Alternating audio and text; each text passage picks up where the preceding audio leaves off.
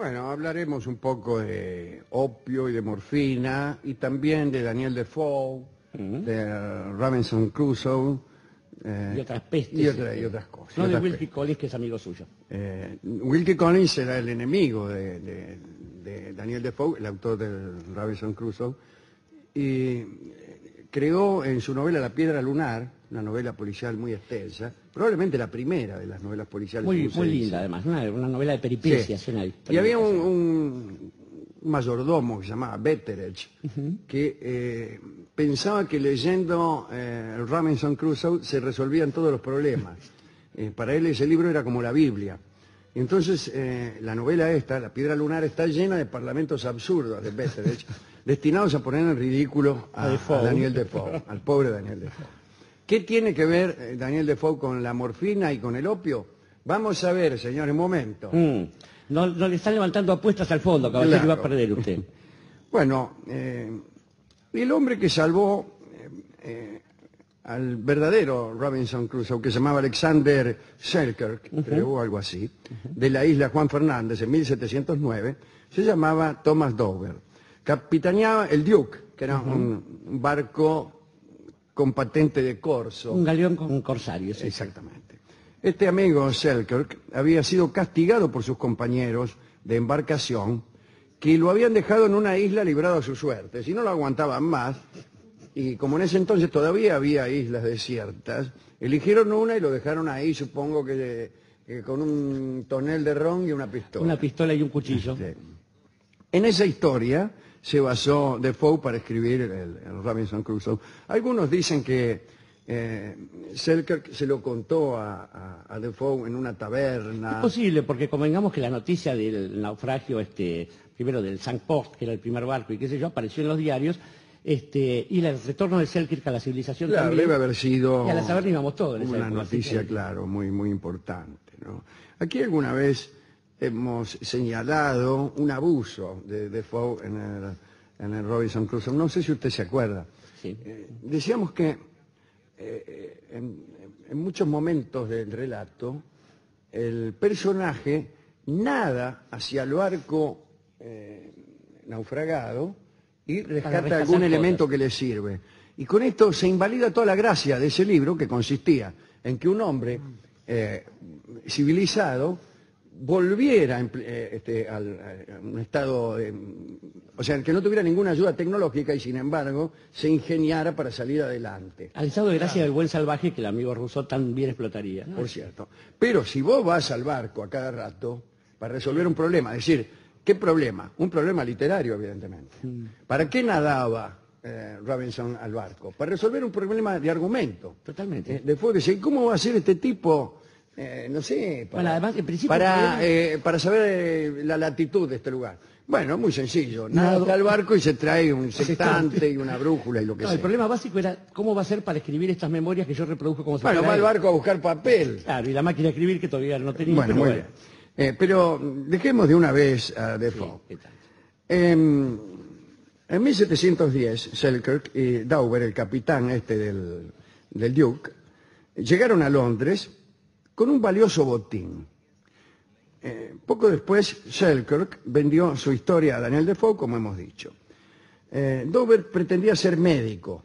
Decía que era médico, pero más bien era un sanador, ayuno de todo estudio. Y empezó a producir un medicamento nuevo. Una mezcla de opio y otra cosa que no se llamaba pepacuana, que no sé lo que es, que se vendió durante muchos años en frascos con el nombre de polvos de Dover. Cuentan que una pequeña dosis calmaba todos los dolores. Amigos. Bueno, este hombre empezó a recetar dosis cada vez mayores y cuanto más le dolía a la gente, más le daba. Y venía usted y le preguntaba al tipo, ¿cuánto le duele? Me duele muchísimo. Bueno, tómese medio kilo. Y ahí empezaron los líos. Porque los boticarios, porque era mayorista también este Dover, ¿no? Le decían a sus clientes que hicieran testamento antes de tomar esas dosis tremendas. Cuando aparecieron estas prescripciones homicidas, ya hacía unos 60 siglos que se usaba el opio o el jugo seco de amapola. Ah, no, o el jugo seco de amapola. Parece que de los sumerios había pasado a los egipcios, igual 60 siglos parecen mucho, Sí.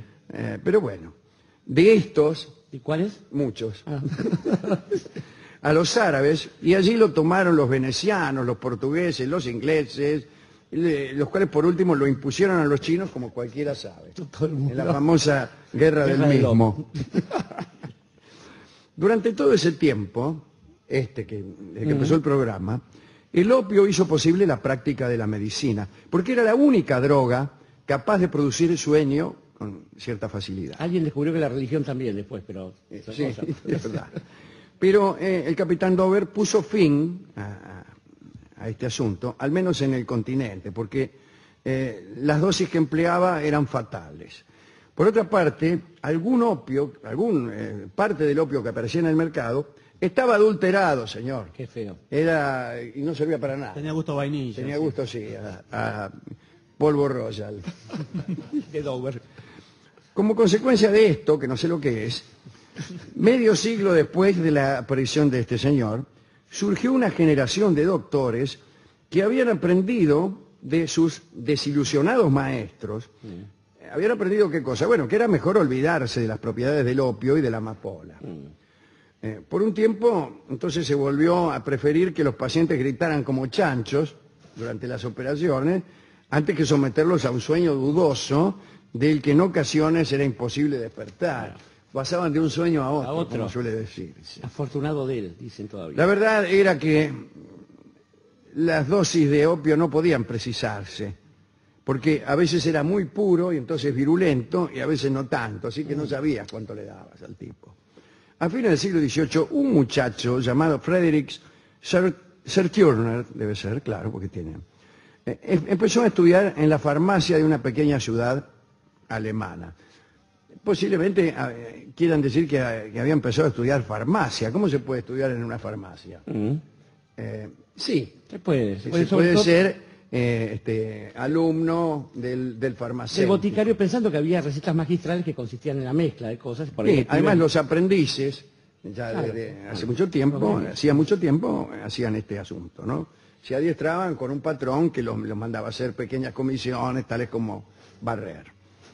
El caso es que el amigo Serturner empezó a estudiar. Entró como ayudante de un tal Kramer. Si hubiera leído esto antes, nos hubiéramos ahorrado un inciso. no habíamos Que llegado ya hasta- estaba viejo para andar con alambiques. No se sabe a qué edad debe uno dejar los alambiques. 143, ¿no? Porque... Sí, el joven aprendió rápidamente a mezclar fármacos y a preparar recetas. Y todavía en aquella farmacia entregaban un opio diluido para el dolor. No servía para nada, ¿no? Kramer y su discípulo recibían quejas por los nulos o incluso contraproducentes resultados de las dosis que vendían. Entonces Serturner se puso a indagar y consiguió dar precisión a las dosis, aislando del opio puro un derivado pertinente para medicar. Tenía por entonces 20 años, me refiero a Serturner. Y existió el siguiente procedimiento, realizó el siguiente procedimiento. Aisló unos cristales que había en el opio y que estaban todos mezclados. ¿Qué sé yo lo que hizo? Estos cristales producían un sueño feroz. Serturner trató de precisar aún más los efectos de aquel derivado con unos experimentos bastante torpes, ¿no? ¿En qué consistían estos experimentos? El tipo, primero, obligó a un perro a tragarse esa sustancia. Y el perro murió después de dormir 2 días. Entonces, redujo la dosis a la mitad. Chao, otro perro murió. Pero un día duró. El caso es que después de reventar a varios perros, acertó con la cantidad adecuada y escribió entonces al erudito Tromsdorf de la Universidad de Erfurt o lo que sea. Le escribió lo siguiente: he tenido suerte en encontrar en el opio una nueva sustancia desconocida hasta ahora. Es el elemento narcótico específico del opio. Es el principium somniferum, dijo. El profesor Tromsdorf lo humilló.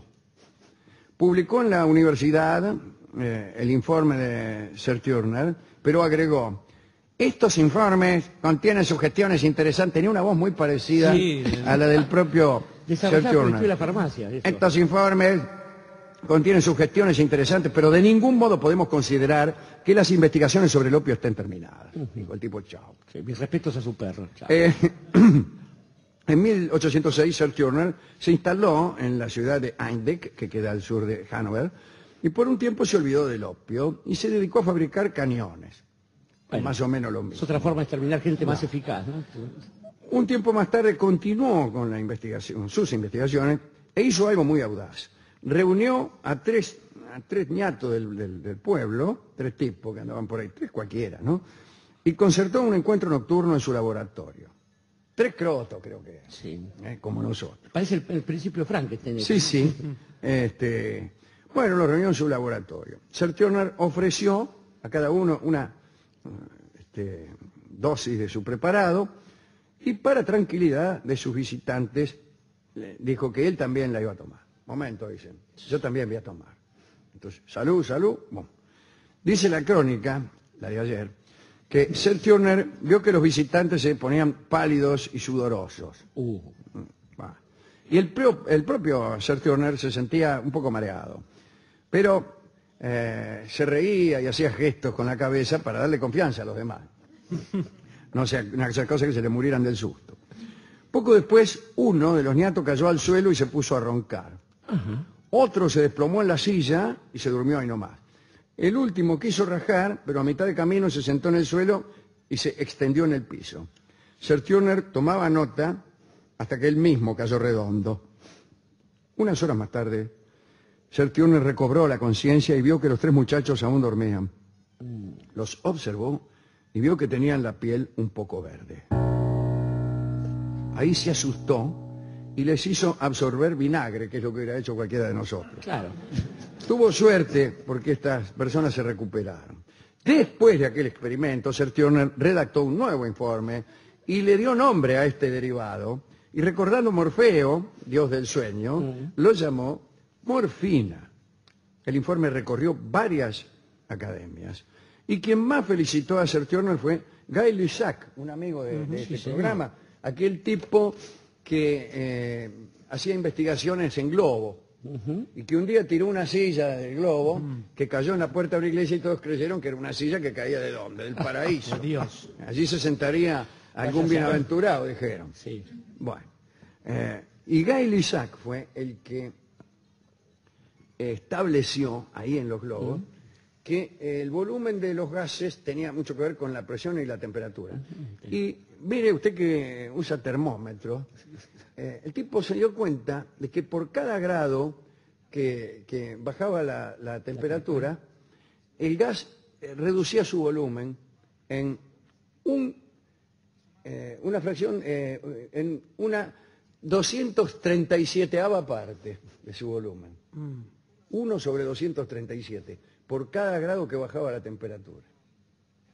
Y entonces es cuando apareció este señor Celsius y estableció el cero, que estaba a qué distancia del cero absoluto.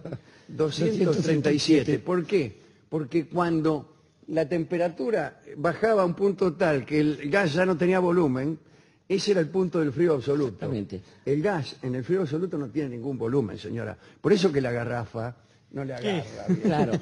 Bueno, este era Guy Lussac. Trate de hacerlo esto en el hemisferio norte y verá que le dicen hace 93 grados. Y, hermano, Claro, nunca este te era fuiste otro, un globo. Fahrenheit. Claro, Fahrenheit. Bueno, y Guy, le gustó esto a Guy Sí, Lussac. sí, claro. Y recomendó a todo el mundo que leyera el informe. Y apareciendo. Era muy respetado Guy Lussac, ciertamente. Muy bien, empezaron a disputarse la patente del descubrimiento. Y el único que no intervino en esa disputa fue el propio Sir Turner. Y se amargó la vida. Después le dieron algún dinero, pero ya estaba amargado. Se fue, se instaló en Hamelin, allí donde el flautista, vivió 20 años amargado. Nadie lo reconocía por su descubrimiento. Dormiste, le decía, claro. Incluso él iba al mercadito y decía, yo soy el que descubrió la morfina. Gran cosa, le decía. Todos creían que la morfina había existido siempre y nadie le reconocía los méritos a Sir Turner. A los 57 años empezó a sufrir terribles dolores, pero no pudo tomar morfina porque estaba tan débil que no podía ingerirla y no existía todavía la posibilidad de inyectársela. ¿Por qué? Porque no habían inventado la aguja hipodérmica. Mirá si será. A propósito. Y Sir Turner murió sin amigos. No tiene nada que ver, la morfina no sirve para eso. No, para los amigos no. Porque dicen sin amigos como si de haber podido inyectarse morfina hubiera tenido muchos amigos. Bueno, es probable. Sí, pero hubiera estado contento. A menos que la comparta.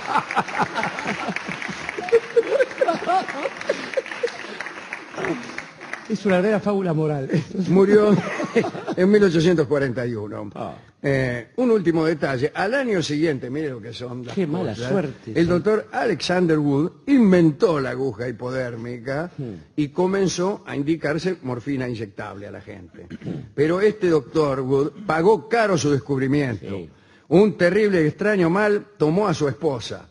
La señora Wood fue la primera morfinómana que adquirió el hábito inyectable y murió por eso. Sí.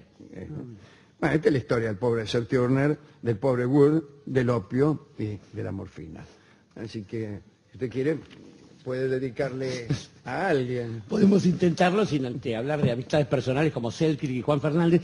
Digo, hoy en día que están tan difundidas las cosas que ayudan a dormir, creo que no vamos a dedicarle a ninguno de estos que ayudó a este tipo de contribuciones, pero sí a aquellos que han hecho con los sueños alguna cosa.